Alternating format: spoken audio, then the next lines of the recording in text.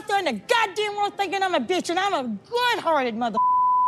If I wouldn't be here right now pouring my heart out in front of these people. How you've treated me. It's okay, Angela. And I'm not a crier, but there's only so much I can take, and you've been a piece of Angela Deem has long been the master of creating chaos and drama, especially when it comes to her volatile relationship with Michael. For years, Angela has successfully manipulated the media, casting herself as the victim while portraying Michael as the villain in their tumultuous saga. But what if everything you thought you knew was a carefully constructed lie? Today, we're pulling back the curtain on the truth Angela doesn't want you to see. Michael's harrowing escape from Angela's grip, a story twisted and weaponized by the media, is just the beginning. We are going to dive deep into Michael's own words, unravel the real story, and expose how Angela has used the media to cover up her own crimes while making Michael look like the bad guy. It's time to see Angela's manipulation for what it truly is, and why you should be questioning everything you have been told. The narrative surrounding Michael's alleged escape has been heavily manipulated, with media outlets quick to label him a liar. But here's what Michael actually said.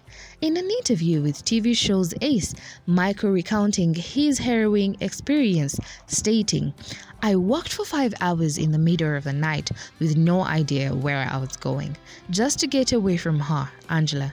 I was scared for my life. This wasn't the first time I felt trapped, but this time I knew I had to leave." I want to share my side of the story with you. After the tell-up,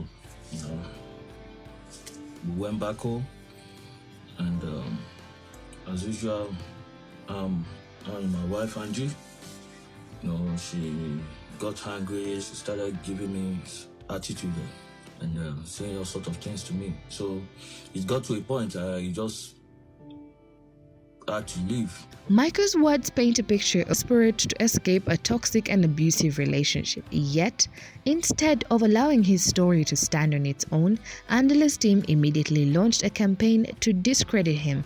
They planted stories claiming that Michael had made up the entire event for attention, twisting his words and actions to fit a narrative that portrays Angela as the victim and Michael as the villain. To all you lying son of a biscuit eaters out there, keep lying. I'm gonna stand strong. Keep making money off me. Keep making content. I don't give a shit. Because at the end of the day, people know who I am that know me. You don't know me, and I don't want you to know me. But let's be clear, Michael's account is supported by other evidence and testimony. Former cast members and insiders corroborated his story, describing how Angela's volatile behavior often left Michael feeling trapped and unsafe. Despite this, the media has largely chosen to ignore these supporting accounts, instead focusing on Angela's version of events. This selective reporting is not only misleading but also harmful, as it obscures the truth and allows Angela to continue her pattern of abuse unchecked. One of the most striking examples of how the media has twisted Michael's words is the controversy surrounding Loren Brovarnik. Reports have widely circulated that Michael mocked Loren's expensive car, portraying him as a petty and vindictive. But here's what really happened.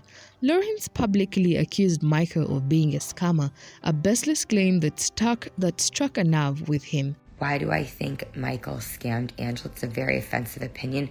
He gave away her identity to a group of people. I mean, the second he gets here, he leaves and now is asking for a GoFundMe and taking pictures with Mercedes, his new car. I'm like, a new Mercedes is his car. Like, I'm sorry. I'm not buying it. I'm not buying it. And I do genuinely think there was love there. I don't condone the way Angie held herself. I don't condone the way she talked to him, but I do think that Michael really did have an ulterior motive, and he really did just want a green card, and she really just wanted love. So that's that, and that's my opinion. It's not an offensive thing. In response, Michael commented on Loren's flaunting of her expensive lifestyle, saying it was funny how some people love to show off what they have, but then they want to turn around and call others scammers without any proof. Michael's comment was a direct clapback at Loren's unfounded accusations, yet the media spun it to make it seem like Michael was the one being unreasonable. According to Screen Rant, Michael's words were taken completely out of context, with headlines focusing on his supposed mockery of Loren's car rather than the reason behind his comments. This is yet another example of how Angela's team has been able to control the narrative, using the media to protect her image while discrediting Michael. Let's not forget that Loren's accusation came first. She called Michael a scammer without any evidence to back it up. Michael's response was not an unprovoked attack, but a defense against a serious and baseless accusation.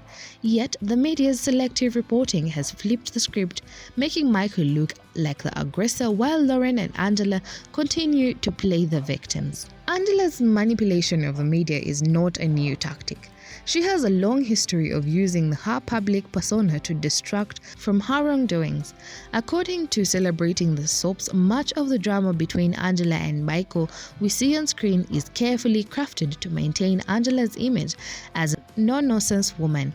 In reality, however, Angela has been using this persona to cover up her abusive behavior towards Michael. Take for instance the tell-all episodes where Angela has been caught on camera verbally abusing Michael. You keep putting your Let her nose talk, in Angie. my... Come on. Shut your mouth! Let her You talk always now. At do least- this.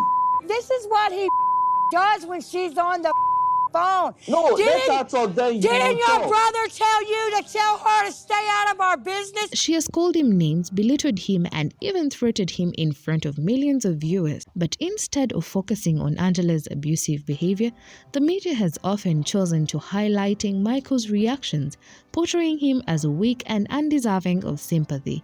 Why does the media continue to support Angela's version of events? The answer lies in the nature of reality TV and the personas these TV shows create. Angela has become a cash cow for the 90 Day Fiancé franchise, drawing in viewers with her explosive personality and keeping the drama alive. As a result, the media has vested interest in protecting Angela's image, even if it means throwing Michael under the bus. But this doesn't excuse the blatant manipulation of the truth we've seen in this case. Michael's story deserves to be heard, and the media's refusal to report the full story is a disservice to both him and the viewers. He went out to say that he was abused, mentally, physically abused. According to the things, Angela's team has gone to great lengths to ensure that Michael's side of the story is buried, using threats and intimidation to keep him quiet.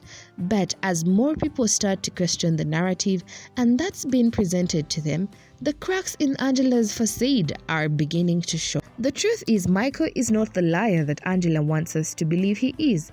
He is a man who has been pushed to the brink by years of abuse and manipulation, and it's time that his story is told. It's clear that Angela has been using the media to paint Michael as the villain in this ongoing saga. But when we dig deeper, it becomes evident that Michael is the true victim in the story, manipulated, discredited, and vilified by a media machine that's been working overtime to protect Angela's image. It's time to stand with Michael and demand that his side of the story be heard. Don't be fooled by Angela's tactics. She may be trying to distract us from her own crimes, but the truth is finally coming to light.